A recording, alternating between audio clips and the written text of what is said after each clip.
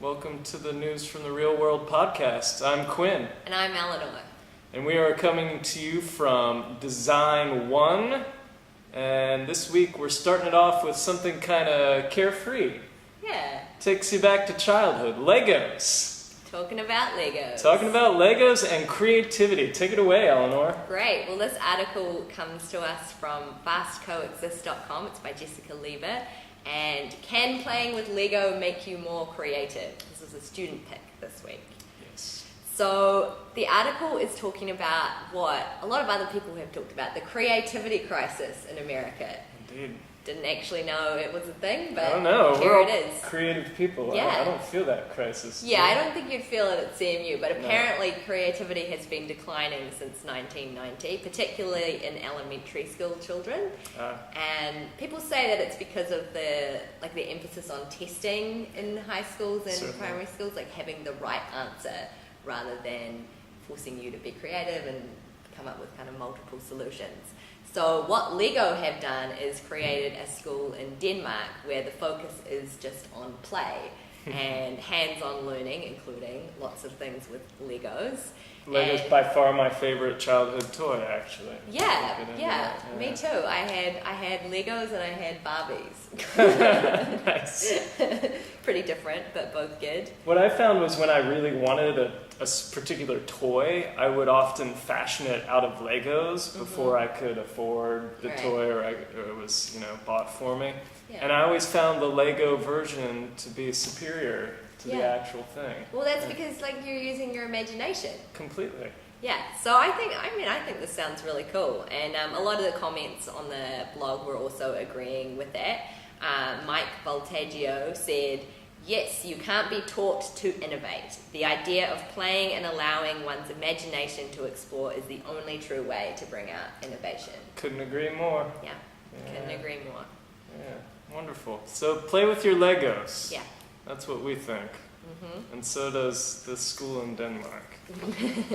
Onwards to another Lego-related topic. This was kind of weird, I guess, but kind of cool. This is a student pick, or as my co-host would say, student pick. This giant Lego calendar syncs automatically with your smartphone. This is from Gizmodo by Leslie Horn.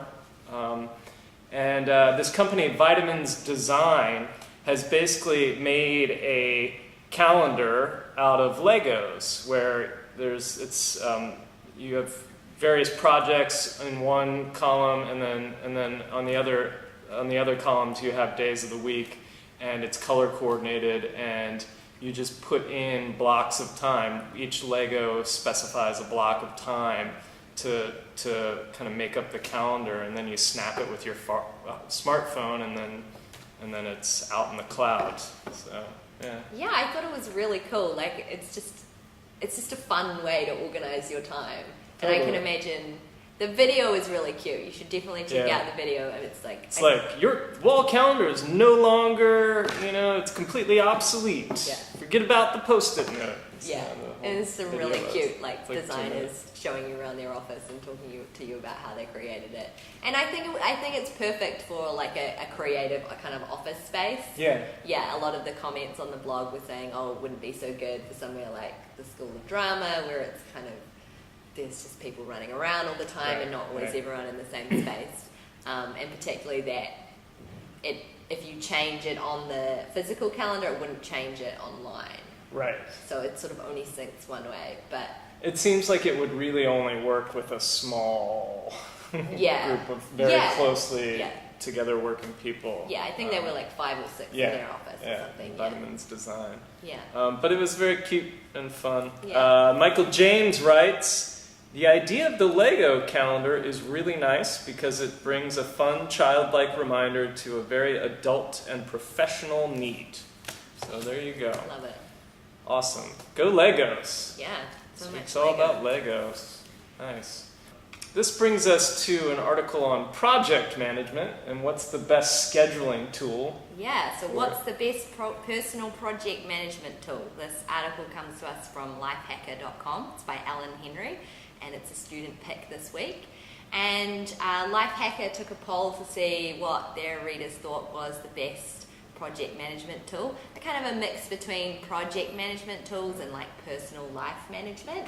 I was surprised how passionate everyone was about this. People were very passionate. Really?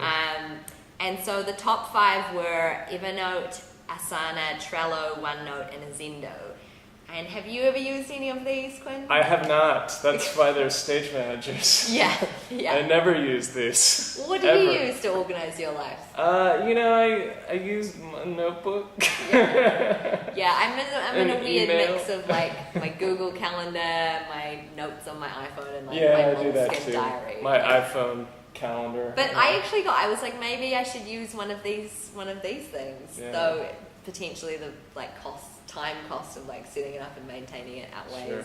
the benefits. But yeah. I like the Google Calendar online. Yeah, I like works that. for me. I like the look of Trello, I have to say, because that was like had a real like, kind of Tumblr look to it, like a really Yeah. simple, kind of cute, clean aesthetic. But what is Well, that? Jess Bertello makes a good point with.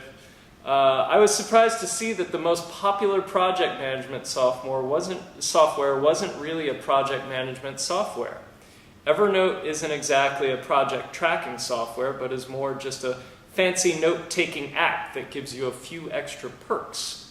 I feel like a lot of this project management software is geared toward people in industries that are much different than theater. And she goes on to say that she wouldn't find it very helpful in her work as a stage manager.